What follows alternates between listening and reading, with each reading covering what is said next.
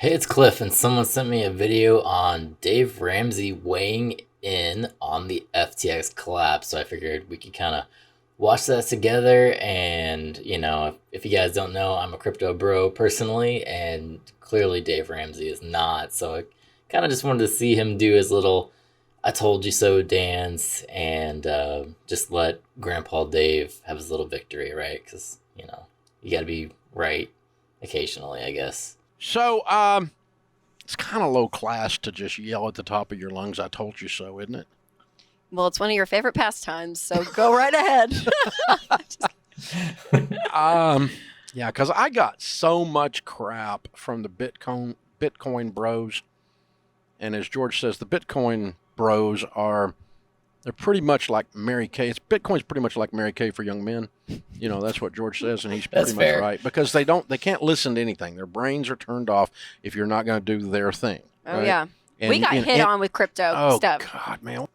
So here's the thing that I do like about Dave Ramsey. He has consistently said that he does not like crypto. He doesn't understand it. He's not going to take the time to learn it. And I can respect that. If crypto's not your thing and you don't want to learn crypto, that's great. What we're seeing now is people on YouTube or people going on to different news media sources and they're claiming that they knew about how these exchanges were going to go under all along and they were all in the know, and they're doing this just so they can gain followers. And to me, that image is really gross. You can see it constantly in the rich dad poor dad guy. He does a different version of it, but pretty much he predicts that the world is going to end, the stock market is just crashing and it's going to collapse tomorrow, and he does that consistently every day to the point when the stock market actually goes down, he looks like he's correct. And to me, that's just dishonest because eventually the stock market is going to go down and he's going to be the guy jumping up saying, "Oh, I knew this was actually coming. I predicted this. Now go ahead and buy my book." To me, that's just really gross. But with Dave Ramsey, he is consistent. He does not like crypto. He doesn't suggest you to buy crypto. I get it. Not everybody wants to take the time to learn about crypto or to protect themselves from situations like this FTX exchange going down.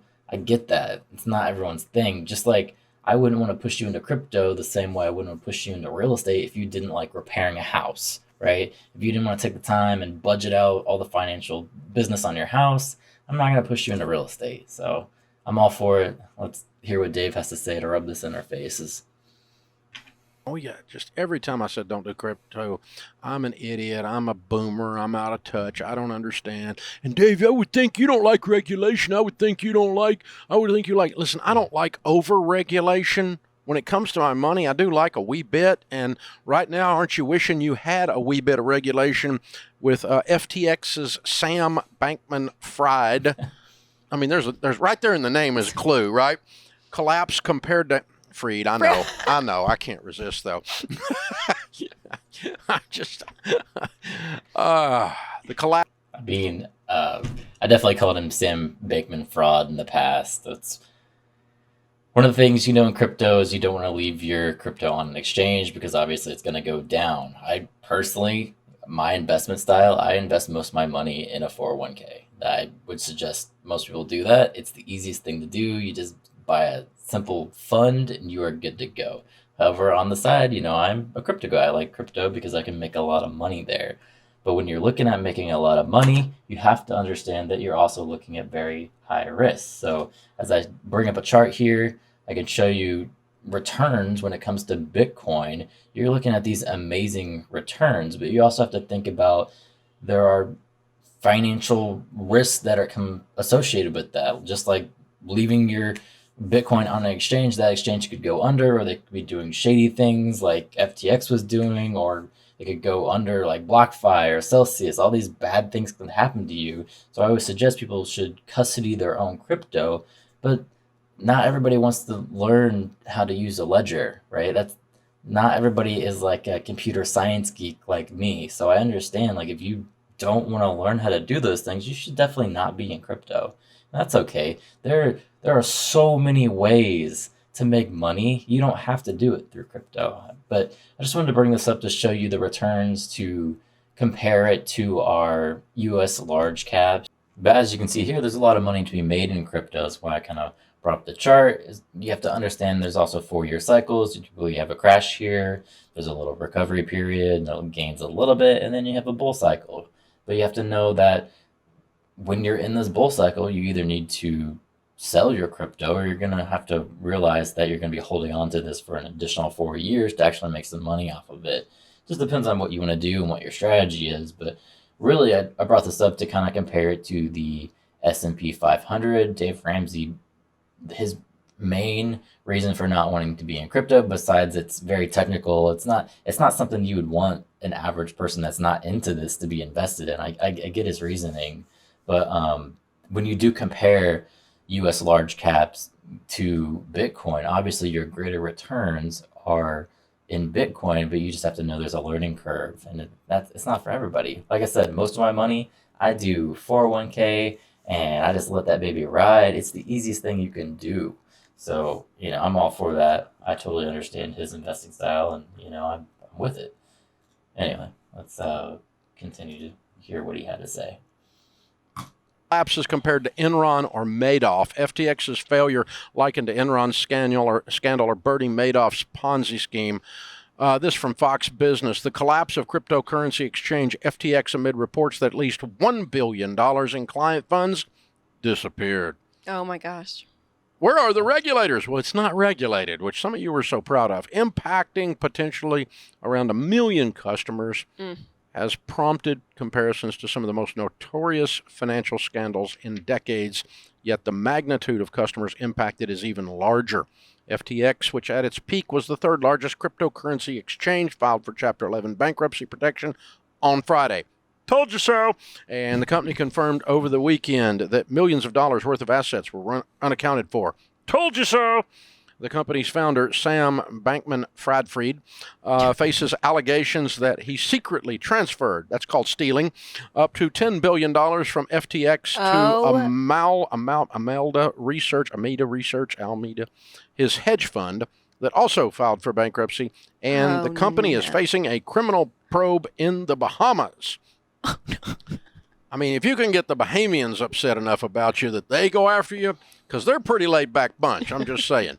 You get them pissed off, you have really stepped in it. Wow. Man, he did some deep like off of the chain. And is it?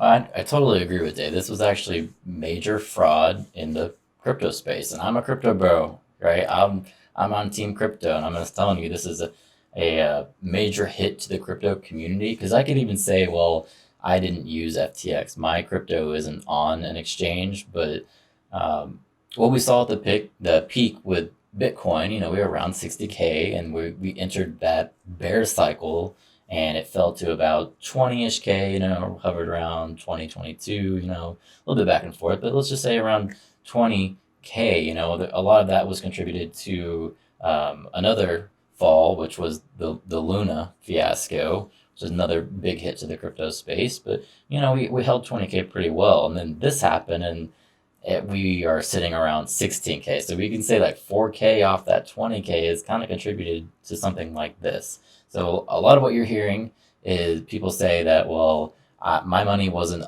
on FTX, so I'm not affected.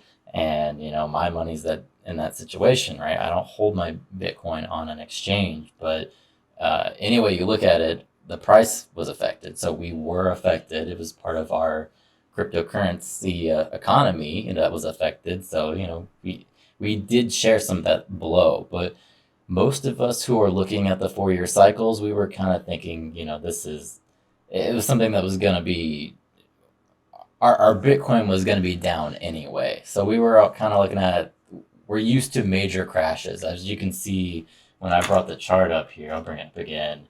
We're used to a 58% crash. And then when the next 4 years comes, a 73% crash. 2022, we're looking at a 65% crash, maybe more right now. This chart was updated the 18th of November. So it could be down even more at this point. But that's just something that, as a person that's been in crypto for a little bit, at least 2 cycles now, I'm used to it. I don't feel this anymore because I know eventually it's going to come back. But again, like I was saying, this is a high risk game.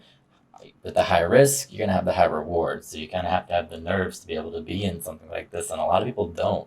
A lot of people don't have the nerves to even be in the stock market. You know, when COVID hit, a lot of people were selling their 401ks. And that turned out to be something obviously that they shouldn't do. You know, if you're saving for retirement, you shouldn't be trading back and forth in your 401k. In my opinion, that's my investing style, and I would say Dave probably agrees with that as well. So, moving back into it.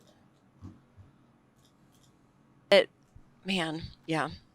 And it's just greed. I mean, like, that's like to the deepest core. Oh, this is just thievery. Well, yeah, yes, I know, but Billions. But motivation of it, it's like, yeah. Sam. But anybody that doesn't get it, I mean, it's the third largest Bitcoin exchange, Dave. I mean, come on. At what point, Boomer, aren't you going to wake up to this new and shiny, wonderful thing? You don't know what you're talking about. Tell people to stay away from this. I've already made. Where's your money now? Ugh. Mr. Fried took it. It is funny though, because crypto, it was a hot topic. Even it's a hot topic today. I know. And that's just how it works. Anytime you enter a bull market, it's the hot topic again. Even me doing cryptocurrency videos, once we hit the bull market, my views are going to go up again. But you know, you hit a bear market, people start getting negative on crypto. One thing they mentioned was comparing it to Enron, and I tried to find some numbers just so you guys could get a picture of it. So I had an article here from Investopedia, and they're saying 74 billion was the amount that shareholders lost in the 4 years leading up to Enron's bankruptcy. And so I was trying to compare that to FTX to just kind of get a good comparison. I did find this article here from the Economic Times, who was saying that the amount Sam lost was 32 billion in the FTX collapse, but I couldn't really get a perfect evaluation of how much that company was worth. There's a lot of people who lost a ton of money in this, obviously, but I wanted to kind of get shareholder value compared to cryptocurrency that they held, and I couldn't seem to find that.